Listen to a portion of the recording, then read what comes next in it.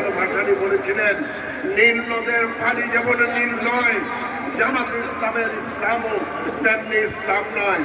কাজে এই একটি দল বিরুদ্ধে রুখে দাঁড়ান। যদি জামাত ইসলাম ক্ষমতায় আসে তাহলে বাংলাদেশকে আফগানিস্তান, ইরাক, সিরিয়া এবং পাকিস্তানের মতো ব্যর্থ রাষ্ট্রে পরিণত করবে। আপনারা কি চান বাংলাদেশ ব্যর্থ রাষ্ট্র হোক?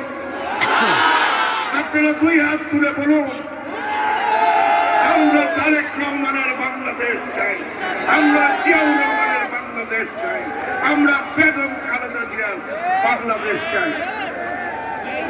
আমি জনাব মামুনুল হক সাহেব আমাদের একজন প্রতিদ্বন্দ্বী, আমি তার সম্পর্কে বেশি কিছু বলতে চাই না।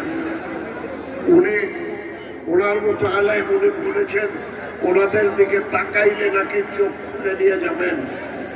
মামুনুল হক সাহেব, আপনার অতীত রেকর্ড নিয়ে কথা বলতে চাই না। যদি বাড়াবাড়ি করেন সমস্ত ভিডিও প্রকাশ করে